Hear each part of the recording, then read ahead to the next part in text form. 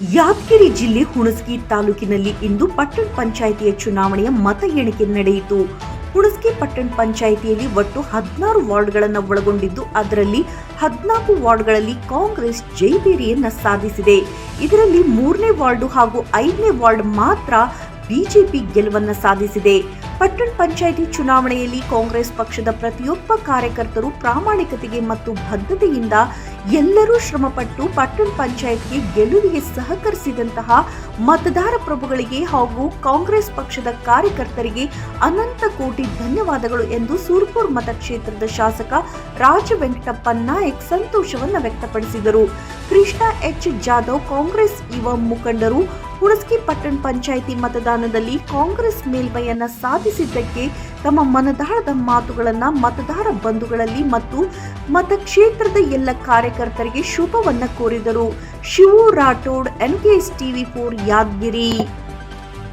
ಸಮಸ್ತ ಹುಣಸಗಿ ಪಟ್ಟಣದ ಎಲ್ಲ ಮತ ಬಾಂಧವರಿಗೂ ಹಾಗೂ ಕಾಂಗ್ರೆಸ್ ಕಾರ್ಯಕರ್ತರಿಗೆ ನನ್ನ ಧನ್ಯವಾದಗಳನ್ನು ಹೇಳುತ್ತೇನೆ. ನಾನು ಕೃಷ್ಣ ಎಚ್ ಜಾಧವ್, ಕಾಂಗ್ರೆಸ್ ಯುವ ಮುಖಂಡರು, ಗೆದ್ದಲಮರಿ ತಂಡ.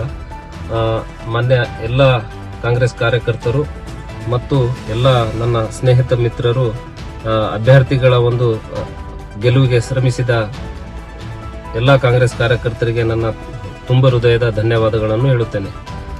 ಇನ್ನೊಂದು ಅಂದರೆ ನಮ್ಮ ರಾಜ ವೆಂಕಟಪ್ಪ ನಾಯಕರ ಒಂದು ಗೆಲುವಿನ ಹಿಂದೆ ಇವತ್ತು ಈ ಗೆಲುವು ಕೂಡ ಒಂದು ಅಭೂತಪೂರ್ವ ಗೆಲುವು ಅಂತ ನಾನು ಹುಣಸಗಿ ಪಟ್ಟಣ ಪಂಚಾಯತ್ಗೆ ಇವತ್ತು ಕಾಂಗ್ರೆಸ್ ತೆಕ್ಕೆಗಾಗಿದ್ದು ಬಹಳ ಸಂತೋಷ ಅನಿಸ್ತದೆ.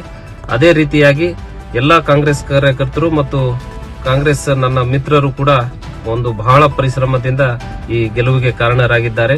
ಮುಂದೆ ಈ ಪಟ್ಟಣ ಪಂಚಾಯತಿಯ ಪ್ರತಿಯೊಂದು ಸಮಸ್ಯೆಗಳನ್ನು ನಮ್ಮ ನಾಯಕರು ಮತ್ತು ನಮ್ಮ ಅಲ್ಲಿನ ಸ್ಥಳೀಯ ಮುಖಂಡರು ಎಲ್ಲರೊಂದಿಗೆ ಅದು ಒಂದು ಹೈಟೆಕ್ ಸಿಟಿಯಾಗಿ ಹುಣಸಗಿಯನ್ನ ನಾವು ನಿರ್ಮಾಣ ಮಾಡುತ್ತೇವೆ ಅಂತ ಹೇಳಿ ಒಂದು ರಾಜ ವೆಂಕಟಪ್ಪ ನಾಯಕ್ ಮತ್ತು ರಾಜ ವೇಣುಗೋಪಾಲ್ ನಾಯಕರ ಮುಂದಿನ ಒಂದು ಯುವ ನಾಯಕತ್ವದಲ್ಲಿ ಹುಣಸಗಿ ಪಟ್ಟಣವನ್ನು ಒಂದು ಮಾದರಿ ಪಟ್ಟಣವನ್ನಾಗಿ ಈ ಕಾಂಗ್ರೆಸ್ ಸರ್ಕಾರದಲ್ಲಿ ನಾವು ಮಾಡುತ್ತೇವೆ ಅಂತ ಹೇಳಿ ಈ ಸಮಯದಲ್ಲಿ ನಾನು ಎಲ್ಲಾ ನನ್ನ ಹುಣಸಗಿ ಪಟ್ಟಣದ ಮತದಾರರ ಬಂಧುಗಳಿಗೆ ನನ್ನ ಧನ್ಯವಾದಗಳನ್ನು ಹೇಳುತ್ತೇನೆ.